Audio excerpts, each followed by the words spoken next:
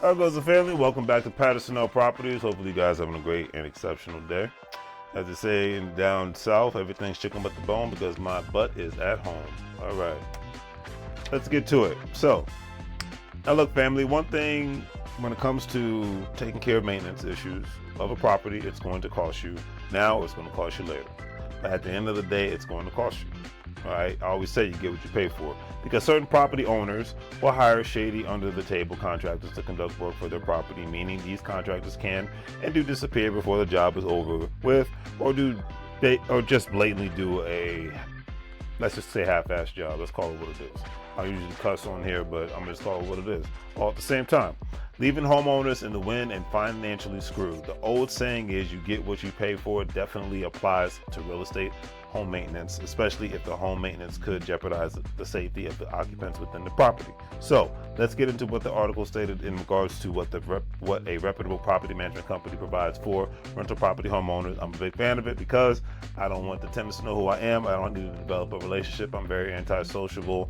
Oh, I'm not going to say antisociable, but I am an introvert, and I just like to get to the crux of things. I'd rather pay somebody and get the tax write-offs. They can cut into the profits a little bit in order for me to have a little bit of peace of mind. Not completely, but at least at 80 to 90%. All right, cool. So, the real cost behind a repair. Number one, maintenance technician wages. A solid full-time W-2 tech earns equal between, for the most part, $25 an hour. Payroll, taxes, benefits, and training already baked in. That clock starts when they leave the shop, drive time, troubleshooting, the inevitable hardware store run, and finally the repair itself. Need a licensed HVAC, plumbing, or electrical pro? Expect 1.5 minus 2 times that rate. And when it boils down to it, before I even get into all the crux of when it boils down to maintenance, bear in mind that for me, I always ask to get two different contracts in regards to the price of certain things. Like, say, had to replace your HVAC. I was like, yeah, please send me 2 different HVAC companies so that I can make the comparison and make the best decision and go from there. All right, but at the end of the day, sometimes people don't mind having a backdoor contractor who doesn't, have their paperwork together, who might not even be licensed, but they certainly can be good at their job. And you playing Russian roulette when you do that, especially when it comes to a rental property. But my mindset is, do what works for you. I like to work with people that are licensed and bonded and reputable. Number 2, estimate only visits. All right, when the likely scope exceeds a property manager's $500 not to exceed limit, certain property management companies make an estimate only trip. They like to incur all usual costs, travel, labor, admin, with no guarantee of approval. If greenlit, they'll touch the property again for the actual work. And I think that's a great thing, because especially when you're dealing with a property management manager, because you don't want to get screwed. A lot of times, I remember the first property management company I had in Reading, Pennsylvania, they were garbage, and that's why they went out of business on the property management side of the house. They're still in business when it comes to buying properties and selling them basically as a regular real estate agency. They're more of a mom and pop operation, but they just went with the first thing in hand when it came to property management, and that was all she wrote. I mean, when it came to dealing with contractors, they would call the most expensive contractors to come out and do a job, and that they would never try to say, well, we're not going to call 2 different contractors out there. And then they didn't even have a good relationship with contractors, which is a downside. And for me, I need to ensure that they have a good relationship with contractors in the area, and I have been in business for at least 5 years, so I know that they have a track record, and therefore there's a footprint online that shows that, hey, this is the good and the bad, because nothing's going to be 100% good of how this property management company is, and go from there. And you have to make the educated decision on the best property management company to deal with. Number 3, tenant no-shows. Article stated that 1 in 15 scheduled jobs ends with technicians on site but locked out, meaning that they can't get into the property because the tenants are not there.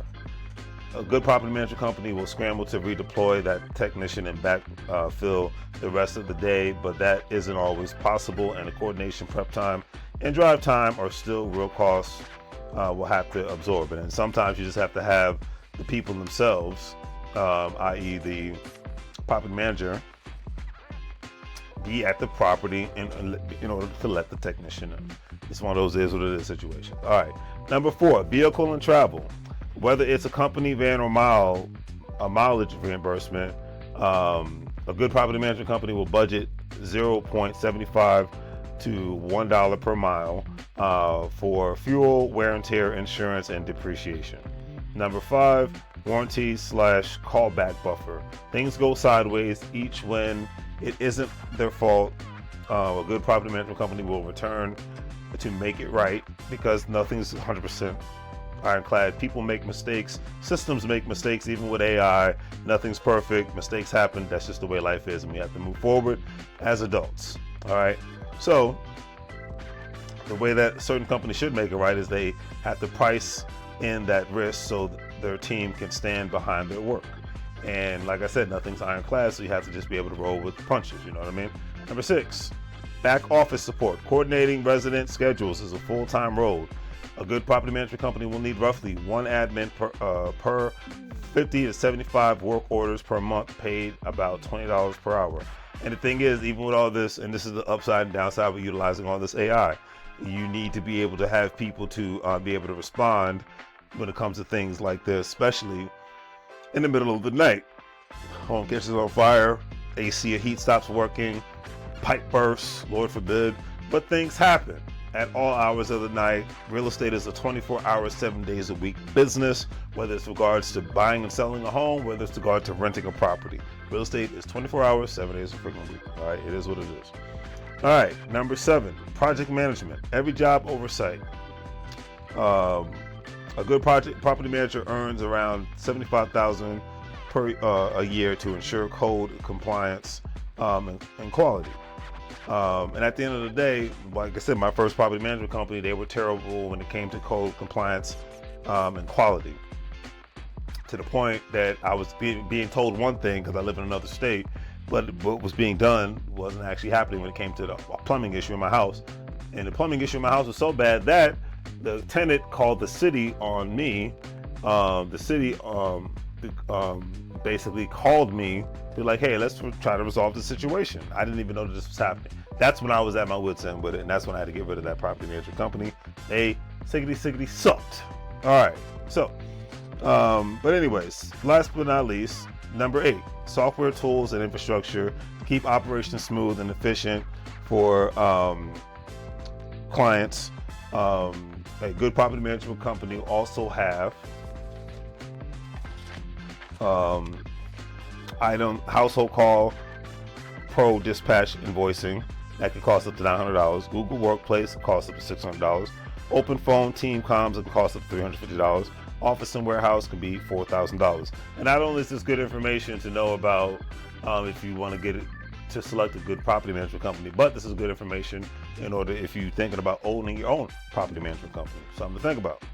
Number 9. That number 8 was not the last one. Number 9 is the last one. Insurance and bonding. On average, workers' comp is $300 a month. General liability is around $250 a month. On top of this, property management companies' ongoing fees, specifically with this article is talking about the Indiana General Contracting licensing and bonds. Basically meaning that it's good to ensure that you have a reputable contractor working on your place that's licensed and bond. Because I know a lot of times people want to utilize under the table workers, or what they're known as undocumented workers or illegal immigrants, because they can do a lot of great work, but if they're not licensed and if they're not bonded and insured, then that means that the job goes sideways. What happens? That means that the onus could be on you, the property owner, because the person could disappear because they don't have any documentation, or the person is going to be like, hey, you knew I didn't have this, I told you I was not licensed, I told you I wasn't insured, I told you I wasn't bonded. You took the, it's like that buyer beware law, you took the risk. So it's like this fault is going to be, for the most part, I'm not going to act like I'm a judge or a lawyer, but I could see that the onus could be on the property owner or the property management company and not be on the worker, especially if there's full transparency. And of course, always smart to have paperwork to back up your words and things of that nature, i.e. text messages, emails, etc. and so forth. All right. So at the end of the day, article ended on this note stating that what you get in return when you have all these things take place, a licensed and bonded insured team that knows buildings, which is always a beautiful thing, because you have people that don't, could be a recipe for disaster. And hey, you end up having infrastructure issues, which could make the issues 10 times worse. All right, oversight so jobs are done right on time. I'm all for that. Once again, all right, sometimes if you got to pay, you got to play. Sometimes you want to play, you got to pay. And like last year, I tried to go cheap when it came to getting a simple new faucet that I already bought and a new garbage disposal that I already bought, and using a mom and pop licensed and bonded company. They did a good job before fixing a leak, and it was awesome. But then when it came down to doing a major job, the customer service was null and void. It was terrible, and I had to end up going with a much more reputable company known as FH Fur in the DMV area. Way more expensive than I wanted to, but the job got done with less than 24 hours. And boom goes the dynamite. All right, oversight so jobs are done right and on time. No surprise permitting headaches or compliance fines, meaning that, hey, when it comes to certain things in most counties and in most states around the United States of America, you have to have specific permits in order to get things done. I remember when it came to one of my properties in Reading, Pennsylvania, I had a plumbing issue that it reached all the way to the city line with the piping kept basically I had a clogged pipe and it kept flooding the cellar, because in Reading it's like a little mini historical city, so they don't have basements, they have cellars. And the plumber was able to snake up to a certain point to where the issue was all the way to the side of the city, and he had to even get a permit in order for him to even do that. And then he had to work in conjunction with the city's plumbers to ensure that the flooding would stop. And it was a freaking pain in the neck, but it got done. All right. Last but not least, partners who still here when the jobs aren't simple, meaning that, hey, building a relationship and building a rapport with people that are actually going to be there in case, when a job's not simple, they're there to work a little bit longer, get the right people to work with you, and hey, if something's wrong, they're able to come back and rectify the situation. All right. So wow, this is a long video. I haven't done a video this long in a long time, but anyways, hopefully you guys enjoyed it. Don't forget Patterson Properties, the wholesale real estate in the DMV area, Reading, Pennsylvania area, Harrisburg, all that good stuff. So don't forget to check us out. Links in the description. If you're a stock market investor, crypto investor, individual retirement account investor, don't forget to check out WEBULL, Stash, AcornsCrypto.com, Coinbase. All those platforms you'll be able to make some money moves, so you don't live broke like a fool. If you want to donate to the channel, I have Cash App, Venmo, and PayPal. LarrysAnythingGoes, LLC. So check us out and go from there. So do the good thief things, folks. Like, share, and subscribe. Have a great day. Make money moves so you can live broke like a fool. As they say in Spanish. Bienvenido a la vida. Welcome to the life.